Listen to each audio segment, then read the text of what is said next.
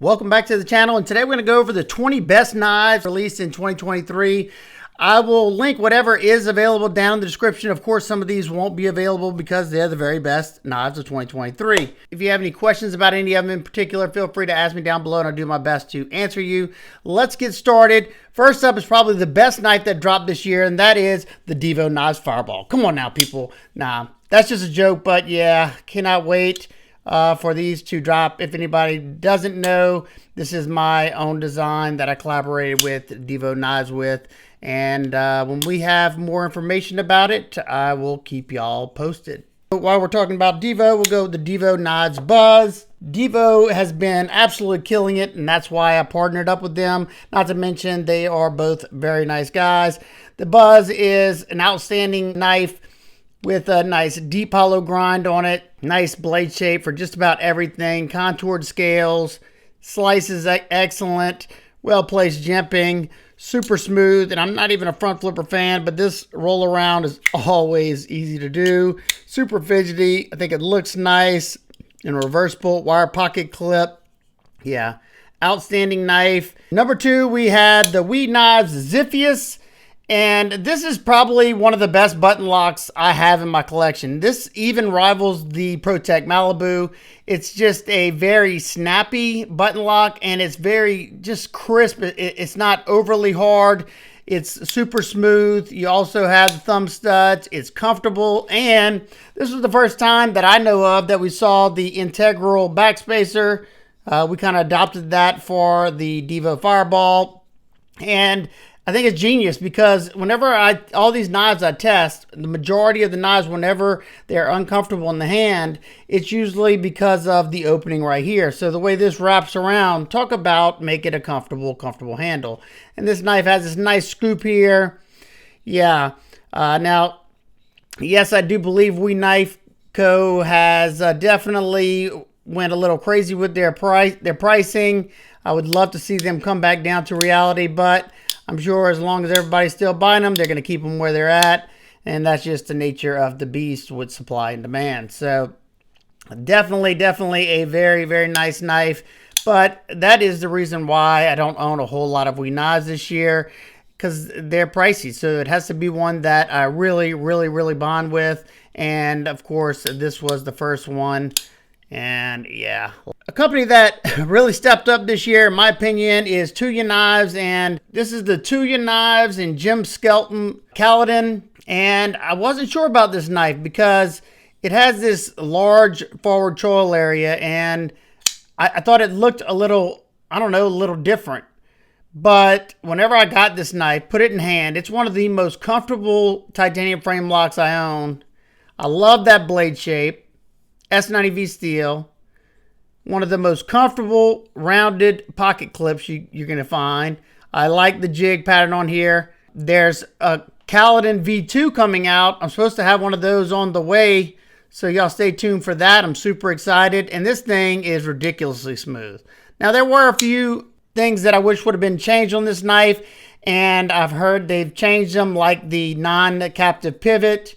And I've heard that that's something that they have addressed and fixed. So that's always nice to see.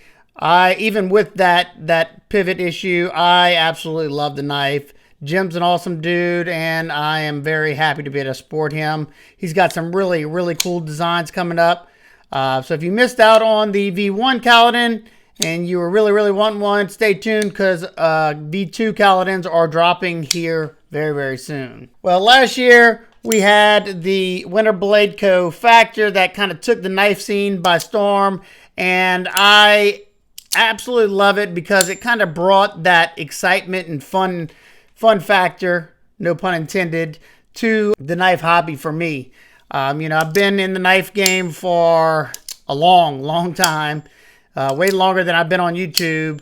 And, you know, I've seen so many different knives, handled so many different knives at Blade Show and on the channel that sometimes a lot of knives just get boring to me because there's only so much you can do. But when Brian Winters got into the knife community, he brought that excitement back because he's doing stuff that we've never seen before, like a fully magnetic locking system. One of the most fidgety knives in my collection. I mean, this thing is super fidgety. And the action is superb. And it makes that ting Let me just listen to this. I don't know if it's coming across, but yeah, that's awesome. I didn't think he'd better top this. Well, this year he came out with the WinterBlade Co Severn. I reviewed this one recently. The pre-order is live, depending on when you're watching this. It is live right now from the time I'm recording it. And yeah, if you want one of these or you want to be guaranteed a Severn, I would definitely hop on that pre-order because it's not easy getting the ones that come in stock after the fact because they go very, very fast. This one has the bacon etched M390 steel. He has some in 14C. He has aluminum scales, tie scales like this. He has a G10 Stormtrooper Edition one. He has some special ones with magnet cut steel. Yeah, the Severn, for anybody who hasn't seen one of these videos, the Severn is a bigger, pretty much, Factor. And it was really nice to talk with Brian, and a lot of my nitpicks and complaints about the knife, which were very minor in my opinion, he said they are addressing, like making this area more of a easier place for a forward choil because it just makes you kind of trapped in here and some of the other things. But if you don't know what those are, go watch my review of the Severn. Another company that's just been dropping it like it's hot, one after another, and that is Quiet Carry, and they started out with the 9. This one, in my opinion, is absolutely stunning. You got the fat carbon inlay. There's several different variations of this. You have, I don't know if it'll come across. Let's see. You have this beautiful micro milling here. You have the micro milling also on the backside, mill tie clip. And this thing is so smooth. You got that mirror stonewash finish on it. These are in 20 CV steel. Beautiful, beautiful action. So this was the first one they dropped, and I was like, wow, yeah, good start. Nice contouring on there. I've never been disappointed with a Quiet Carry knife so far, and I've owned, I think, pretty much every model that they've made, and I got a new one on the way, actually. Then from the 9, they dropped the Quiet Carry Drift LC, and this is a larger drift with beautifully contoured scales, LC200N blade with a nice stonewash finish, ridiculously comfortable. And on this side, you got this beautiful milling on this side right here, and then you got a very fine milling on the rest.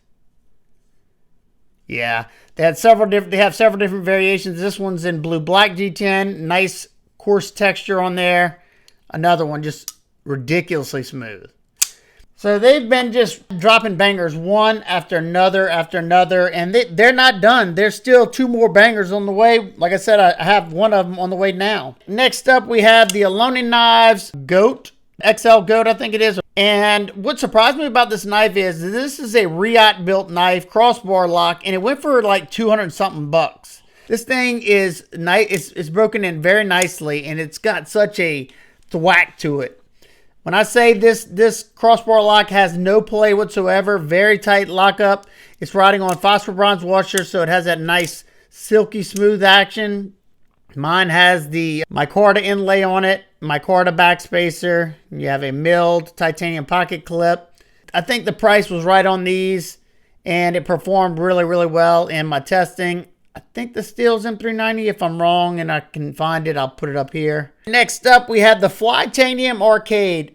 And this one kind of shocked me, okay? This is the first time we're seeing the Demco Shark Lock being licensed out. And if you know what Flytanium is, they sell a bunch of aftermarket parts for different knives like Spyderco and CRKT Minimalist and just a bunch of different, they're a knife modding place. So this is their first knife design. They went with a classic drop point in S35 VN.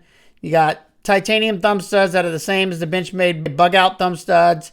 You can get tons of different inlay options. I went with micarta, and they give you a second one in the box. Aluminum frame. I've heard that they're going to offer titanium frames as well. And they got standoffs, but they offer a backspacer if you like backspacers. The action on this thing is beautiful. But what really surprised me about the knife is how well this knife performed. You know, usually S35, a lot of S35 I test is just okay. It's kind of like a lot of the M390 I test, just okay. But I think this performed as well as it did for one reason in particular. And that is because the edge bevel on my knife is at, I'm pretty sure if I remember correctly, 15 degrees per side. And that will bring out the edge retention big time. Now, it's not going to be as tough whenever it's that thin of a bevel, but the edge retention is going to jump up dramatically. And this thing performed, I think this is the best S35 VN that I've tested this year. Next up, we have the CJRB Build Your Own Pyrite. This is the reverse tanto pyrite. And it's basically, they had different levels that they did a Kickstarter campaign, and now they're actually available on their site. I've carried this knife so much. It's just an easy one to carry. It's nice and lightweight. It's streamlined, nice and contoured. I think it looks nice. It's in CPM S90V steel. It's a good slicer. The action is outstanding on this knife. So, yeah. It's an easy one for me to recommend. And another one that really wowed me was the Tuya Knives Wrath. This is the frag titanium. They also have it in a Sagaha pattern and I think a plain, I'm not sure. This knife wowed me for a few reasons. First off, I'm not a big front flipper fan, but this one is done perfectly. It grips the thumb and it's easy to roll around. Thumb stud action is very nice. It's nice and smooth. And you know, in pictures, I looked at this blade. I kind of thought, you know, it reminded me of a Ramon Chavez knife. But this right here, this hollow grind right here is ground so nice and thin. S90V steel. And even the flat grind portion up here, even though it's a little bit thicker to do a little bit harder work, it's still nice and thin. This thing performed outstanding. And they wowed me once again. Next up, we have the Griffin Co Scout. The Man, I always mess it up. I'm going to put it up here on the screen. Yeah. Talk about a good-looking knife. Nice drop point. M390 steel. I think Bestech's the OEM of this. Excellent jimping. Excellent. Good sharpening choil. Nice and smooth. I love the inlays. You got micarta in there on both sides. Milled tie clip with a blind screwed clip. They have a smaller one coming out, I think, this year, or maybe beginning next year, and a larger one than this. I think the smaller one's going to be coming to me. So yeah, very cool. Another company that's been just very impressive this year, that is Miguron, and this is the Strix 2. They fixed all the problems that everybody had with the first version of the Strix or Sticks. Went with the copper foil inlay on the carbon fiber. Love that micro milling, seamless. They moved the pocket clip back, nice and contoured. Yeah, excellent front flipper. This is now nice and grippy. The original was slick. It flips great. Beautiful blade shape. I don't think my reviews even dropped on this one because I finished up the testing the other day. But stay tuned for that. Next up, we got the American Bladeworks Model 2. Mine did have a problem with the lock, but he fixed it. And now it's nice and solid. This is USA made. I love that pinstriping on the titanium scales. Inset stainless steel liner lock. Warney blade and magnet cut. That's Rockwell to, I think, it's either 63, 64 or 64, 65. Yeah. Definitely, you know, this is more of like a mid-tech, high-end production mid-tech because all these knives are going through Michael's hands, the owner of American Blade Works. Super nice guy.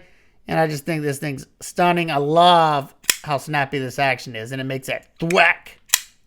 Next up, we have the Microtech MSI.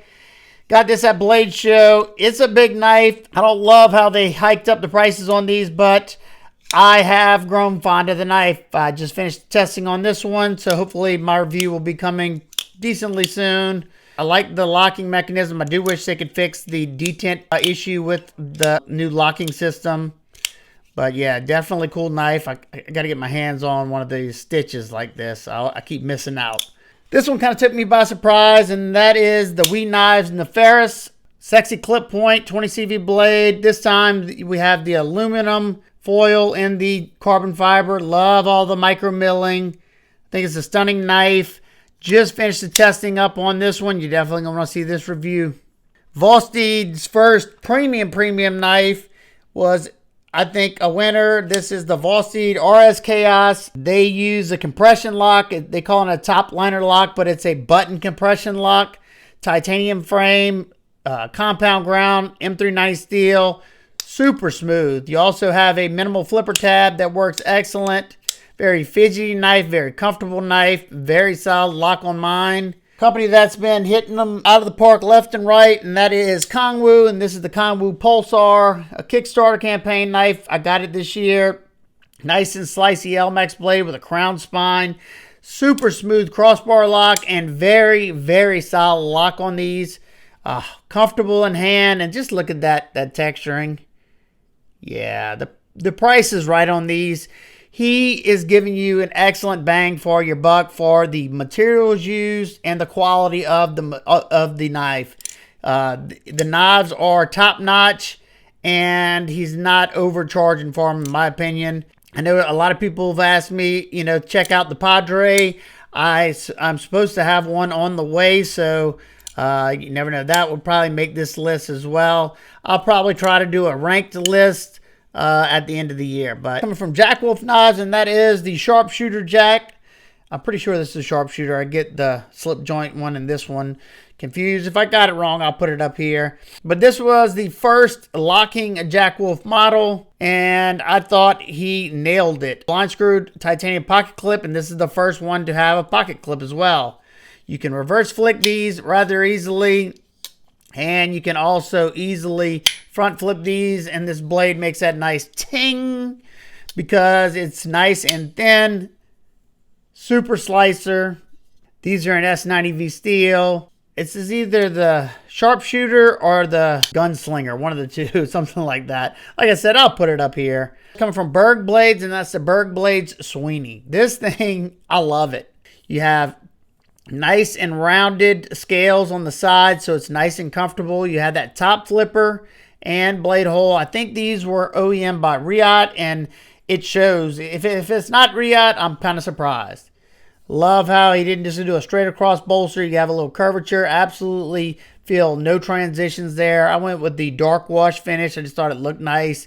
Probably not the best choice for somebody like myself that likes to use his knives. Beautiful reverse flicker. Love the blade shape. Nice and smooth action. That top flipper works great. These are definitely premium knives, but I mean, pretty much every knife on this list is a premium knife. Don't worry if these are way out of your budget and you're thinking to yourself, I would never buy any of those knives. That's fine. I will have some top 10, top 20, whatever videos on more affordable knives. I will probably hit next, depending on what y'all want to see. Would y'all rather see $100 to $250 or $200 range, or would y'all rather see $100 and under? Y'all let me know down in the comments. What was your favorite knife that was released in 2023? Whether it be a premium knife or a budget knife, I like them all. I'm going to be honest. I think the budget end had more bangers than the higher end. That's just me personally. But there was some really, really awesome knives to be released this year. And this is my 20 favorite. Now, this is definitely my opinion. Of course, you may have some that I don't have on this list that you're like, why would you add this? Or I could have even forgot about something here or there. So let me know what your favorite knife of 2023 is. And let me know what you think about this list. Like I said, if any of these are available, I will have links down in the description. All right, guys and girls. I hope everybody's having an absolute amazing day. I will see y'all on the next one. Peace.